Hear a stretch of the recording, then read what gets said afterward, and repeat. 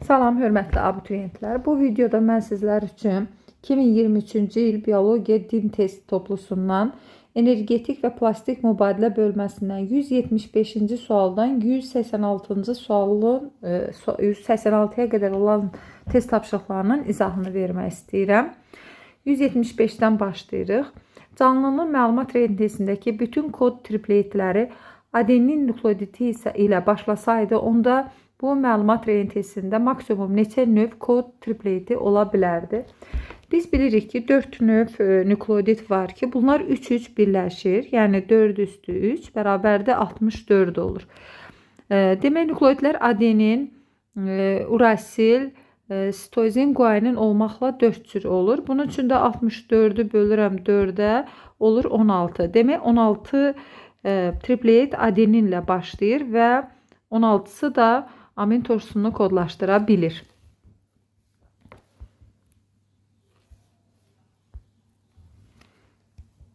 Növbəti suala keçirik. Deyir ki, canlının məlumat rentesində bütün kod tripletləri guanin nukleotidi ilə başlasaydı, onda bu məlumat rentesində maksimum neçə növ kod tripleti ola bilərdi? Yenə də eyni şəkildə 4 üstü 3 64 olur. 64'ü bölürük 4 nukleotidlər arasında. 16'sı guaninlə başlaya bilər ki, 16'sı da amin turşusunu kodlaşdıra bilər. Burada bir izah verim ki, demək, əgər adeninlə, sitozinlə, guaninlə başlayarsa, hər birində 16 kod tripleti amin turşusunu kodlaşdıra bilir. Amma guaninlə başladığı, urasillə başladığı zaman demək 16'dır, amma onun 13'ü amin turşusunu kodlaşdıra bilir. Çünki urasillə başlayan 3 nukleotid amin turşusunu kodlaşdırmır. Növbəti suala baxırıq. Deyir ki, canlının məlumat rentesindəki bütün kod tripletləri sitozin nukleotidi ilə başlasaydı, onda bu məlumat rentesində maksimum neçə növ kod tripleti ola bilərdi? Yenə də təkrar eləyirəm. Adeninlə, sitozinlə, guaninlə başlayan hər bir nukleotid 16 amin turşusunu kodlaşdıra bilir. Bir demeyim, yəni başlayan tripletlər amin turşusunu kodlaşdıra bilir. Sadəcə olaraq urasillə başladığı zaman 16 kod tripleti alınsa da onun 3'ü amin turşusunu kodlaşdırmır. Demək, burada sitozin istədiyi üçün demək, sitozinlə başlayan 16 nukleotid olur ki, 16'sı da amin turşusunu kodlaşdıra bilir.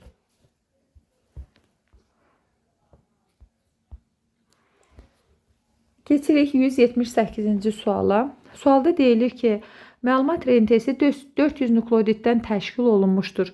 Bu məlumat rentesinin sintezi zamanı əmələ gələn su molekulunda protonların sayını hesablayın.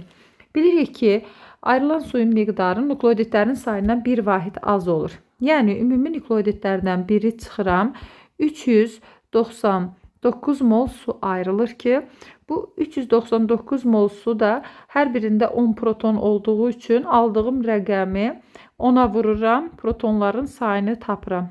3990 proton olduğunu hesaplayıram. Doğru cavabımız 3990 oldu. Keçirik növbəti suala. Sualda deyilir ki, orta nisbi molekul kütləsi 3300 olan bir zəncirli zulal molekulunun uzunluğunun minimum neçə nanometr olar? Baxaq, əvvəlcə mən amin turşularının sayını bilməliyəm. Bu zaman ümumi kütləni, yəni 33.000'i bir amin turşusunun kütləsinə, yəni 110'a bölürəm. Tapıram ki, 300 amin turşusu var və bir amin turşusunun minimal uzunluğu isə 0,35 olduğu üçün 300'ü 0,35'e vururam. Tapıram ki, bu bir zəncirli zulal molekulunun uzunluğu 105 nanometr olur. 180-ci suala baxaq. Orta nisbi molekul kütləsi 22.000 olan bir zəncirli zulal molekulunun uzunluğu minimum neçə nanometr olar? Əvvəlcə ümumi kütləni bir amin turşusunun kütləsinə bölüb amin turşularının sayını tapmaq lazımdır. Yəni 22.000'i bölürük 110'a, tapırıq ki, 200 amin turşusu var və bir 200 amin turşusunu bir amin turşusunun uzunluğuna vururuq. 0,35'e vururuq, tapırıq. Demək, Bu zülalın, yəni bir zəncirli zülal molekulunun uzunluğu 70 nanometr olur. 181-ci suala baxaq. Bir zəncirli zülalın birincili quruluşunun əmələ gəlməsi zamanı neçə amin turşusu bir peptid rabitə əmələ gətirir? Bildiyimiz kimi amin turşusu, yəni zülal polimer birləşmədir. Monomerləri amin turşularıdır. Başlayan amin turşusu və sonuncu amin turşusu bir peptid rabitə, ortada olanlar isə iki peptid rabitə əmələ gətirir. Əgər mən bir amin turşusunu halqa ilə ifadə eləsəm, demək, baxırıq, bunlar da peptid rabitə olsun.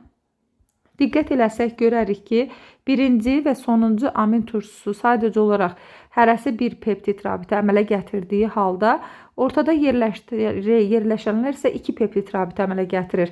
Özündən əvvəl və özündən sonra. Bizdən isə bir peptid rabitə əmələ gətirəni istədiyi üçün cavabımız 2 olur.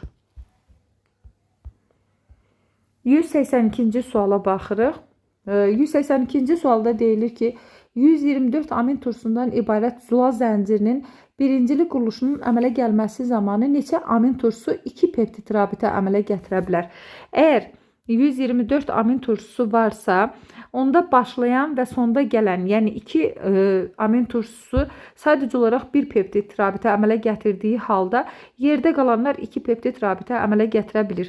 Bu zaman 124-dən 2-ni çıxıram, yerdə qalır 122. Cavabımız olur 122. 183-cü suala baxaq. Glukozanın parçalanma mərhələsi, yəni oksigenli mərhələni istəyir. Əmələ gələn ATF molekullarında orta fosfat turşusu qalıqlarının sayı 36 mol olarsa, su molekulunun kütləsini hesablayın. Yəni, məsələ şərti bunu istəyir bizdən. Bunun üçün biz oksigenli mərhələnin tənliyini yazsaq, yazaq. Demək, 2 mol süd turşusu, karbon 3, H6O3, üzərinə gəlirik 36 mol ADF, 36 mol H3PO4, üzərinə gəlirik 6 mol oksigen alınır. Demək, 6 mol karbon qazı, 42 mol su, 36 mol ATF və 2600 kilojoule enerji. Demək, bizdən istəyir ki, əvvəlcə biz tənlikdən bilməliyik ki, nə qədər orta fosfat turşusu qalıqları olan zaman su nə qədər alınır. Baxaq. Demək, 36 ATF alınır. Göründüyünüz kimi. Bir ATF-də 3 fosfat turşusu qalığı olur. O zaman mən 36-nı vururam 3-ə, bərabərdir 108 olur. Və bu zaman ayrılan suyun miqdarı 42 mol sudur.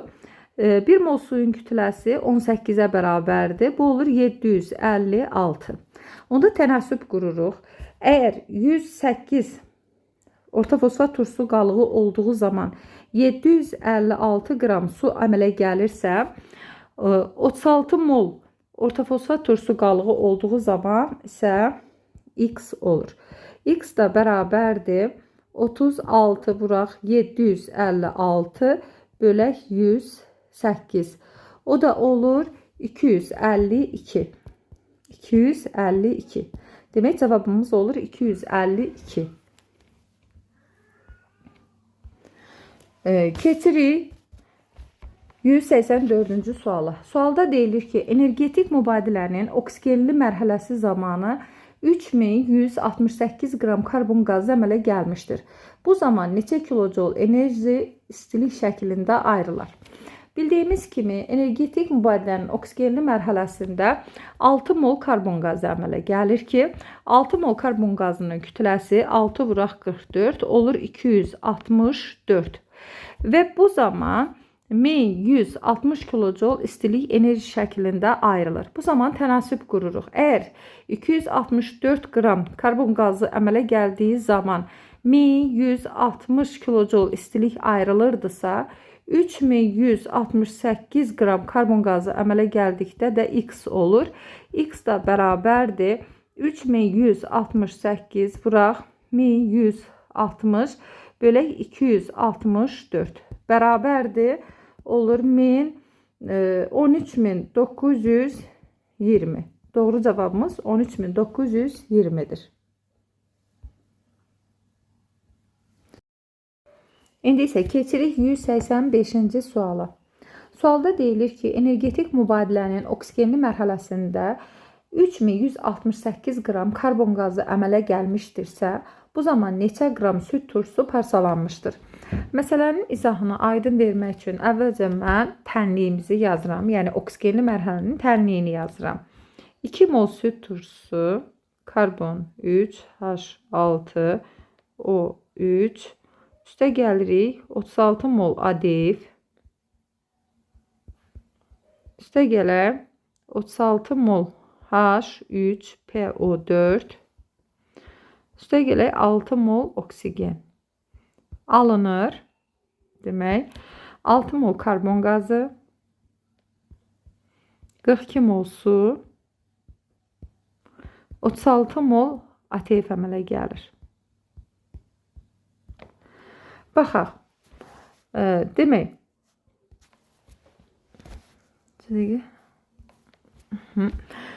Demək, dedik ki, 6 mol karbon qazı əmələ gəlir.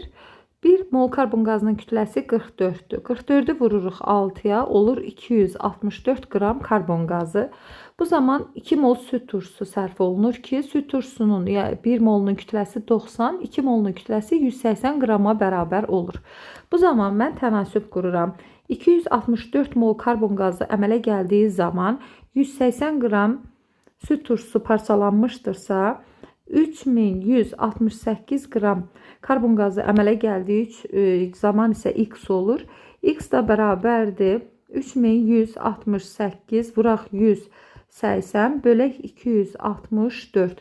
O da olur bərabərdir 2160. Demək doğru cevabımız olur 2160.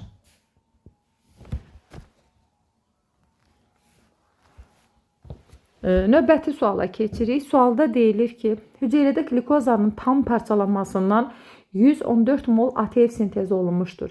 Sintez olunmuş ATF'in neçə molu oksigenli parçalama mərhələsində əmələ gəlir? Bildiyimiz kimi 2 mol ATF oksigensiz mərhələdə, 36 mol ATF isə oksigenli mərhələdə əmələ gəlir. Və tam parçalanmada ATF'in sayı 38'ə bərabər olur. Bu zaman biz tənasüb qururuq. Tam parçalanmada 38 mol ATF əmələ gəlirdisə, bunun 36 molu oksigenli mərhələdə əmələ gəlirdi. 114 mol ATF əmələ gəldiyi zaman isə X olur. X da bərabərdir 114 vuraq 36 bölək 38. O da bərabər olur 108'ə. Demək doğru cevabımız olur 108.